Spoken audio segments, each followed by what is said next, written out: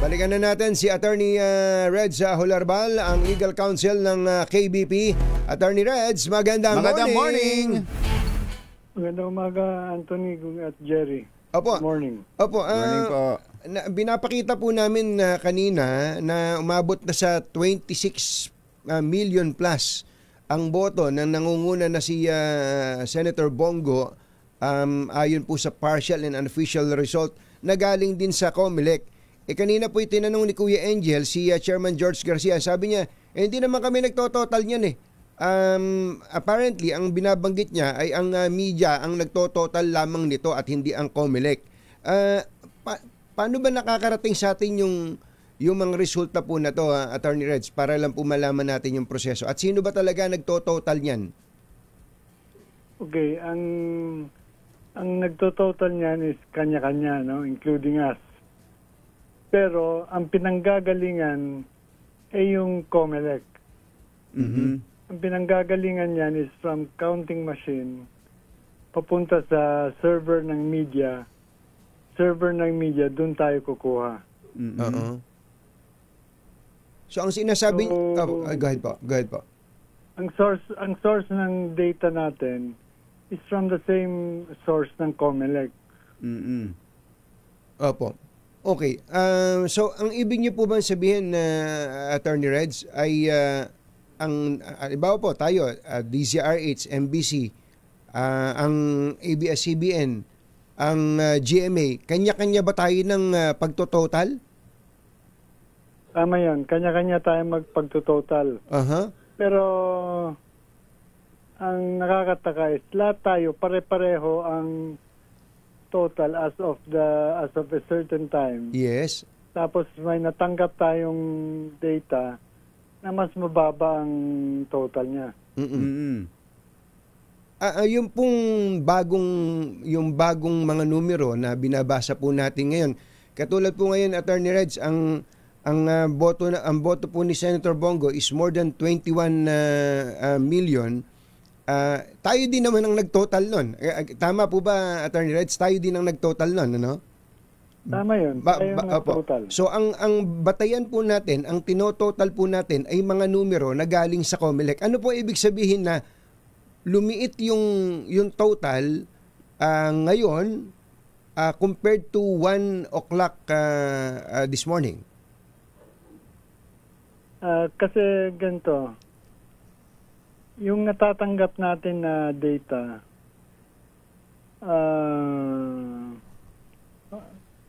yun collated data, pero unprocessed, untabulated. Mm-hmm. And these are updated regularly. Mm-hmm. Almost every 10 minutes nakakatanggap tayo. Mm-hmm. Ang nangyari, mga bandang actually 2 something. Yes. May natanggap tayong mga 200 MB na file size.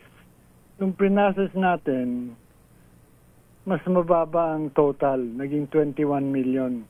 Mm-hmm. Ang unang data prior to that was about 300 MB na file size, which was totaling to 26 million yung unang position. Mm-hmm. So nung nag-update ang data from COMELEC, mas mababa nung bandang 2 o'clock. In other words, ang lahat ng mga kinukwenta po natin, sabi niyo yung 200 MB na files na pinakahuli, galing din sa COMELEC. So kung lumiit po yung mga tinototal, meaning yung mga numero, yun po hindi natin inimbento, kundi lahat ng iyon ay puro galing sa COMELEC. Galing sa Server, yes. Server ng Galing sa Transparency server ng media. Kasi from automatic counting machine, papunta dapat sa iba't ibang server. One of them is media server. Kung saan tayo kumukuha ng data. Yung isa is PPCRV. Majority party, minority party. Tapos maraming server ang nakakatanggap mula sa automatic counting machine. So Meron po bang error dito, Attorney Reds? Ang pagkasabi kagabi, may natanungan yung presidente ng KBP, I cannot recall who. May duplicate file na nung in-audit is natanggal. Ibig sabihin, nung umabot ng 26 million, may duplicate file. Nadoble yung... may file na nadoble. Nadoble. Yes. Tapos although it didn't change the position and the ranking. Parang yung ranking. Kasi yung duplicate file na yun, buo naman buong mga posisyon. So nung tinanggal, ganun pa rin ang ranking. Ganun pa rin ang ranking. Lumiit lang yung total votes na binibilang, ano? Yes. Ganun ang pag-explica sa amin. Pero sa ranking, Attorney Reds, doon sa baba, gawing baba, may pagbabago eh. Yung sa 11, 12. Pero yung 11, 12 na pagbabago, nangyayari na nung... Tama. Tama kayo. Tinitingnan ko yung 2 o'clock, yung 1:44 a.m. Number 12 na pala doon si Aimee. 11 na doon si Lito Lapid. Tama po kayo, Attorney Reds. Bago lumiit yung numero, yung mga numero ay naging number 12 na tong si Aimee. Okay. So ang kwan talaga doon, may na-dobling file. Nung tapos nung i-audit nakita yung na-dobling file, tinanggal na. Yes. Opo. At hindi lang naman sa atin nangyayari yan Lahat ng kumuha sa media server. Opo. Yun doble. Tama po, hindi lang sa broadcast, pati sa print Ganon din Naka-imprenta nga ho ngayon sa mga pahayagan. Kaya lumilitaw, ulitin lang po natin mga kababayan na pare-pareho po ng kwenta ang mga media entities na kapartner po ng COMELEC, ang KBP, dahil nga merong transparency server. Yung file, doon nagkatalo, Attorney Reds, ano? Yes, pero, hindi ba yun naging open tuloy sa suspicion, Attorney? Well, of course, may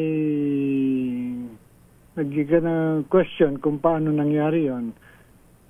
Pero we think that COMELEC can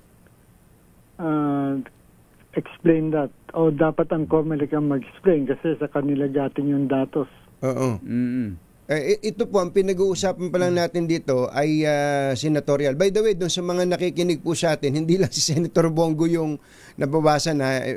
Yung 26 million na binabanggit natin kanina, kung bumaba man yan, bumaba lahat. Bumaba lahat. Yung ranking is the same, pero bumaba po lahat ang mga numero nila dahil nga doon sa file na binabanggit ni Attorney Reds. Pero mukhang ang mas nagwawala dito, Attorney Reds, yung mga party list. Ngayon po ay may mga nagme-message sa atin ng mga party list group na may 200,000 plus na yung iba, nabawasan, naging 125,000 lang. Kumbaga, mawawala sila sa winning circle. Ganun ang sitwasyon. Kaya mukhang magiging malaking issue to, Attorney Reds. Tama ka.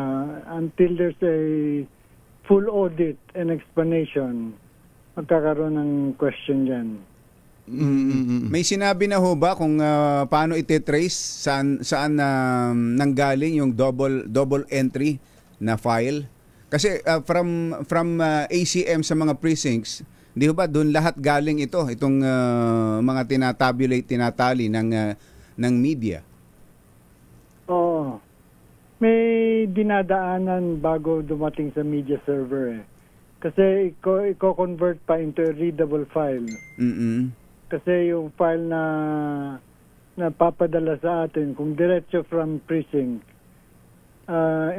nasa encrypted file yon. Okay. So, bago dumating sa atin na de-decrypt, may dinadaanan. Pwedeng galing yung problema, yes. Intindi. Well, anyway, Attorney Reg, pwede na kayo magpahinga uli. Pasensya na, inabala namin kayo. Tingin namin, ito po kasi kailangang mabigyan ng linaw dahil baka ang termino na po na ginagamit ng ibang mga dudoso dito, meron daw pong vote shaving. Well, hindi pwede kasi yung duplicate file, pag natanggal, ganun pa rin ang ranking Hindi nagbabago Yes, sir. Attorney Reg Hularbal, maraming salamat po. Thank you, Attorney Reg. Tulog na ulit kayo. Salamat sa inyo. Good luck. Thank you. Tulog ulit. Si Attorney Reg Hularbal, Legal Counsel ng KBP.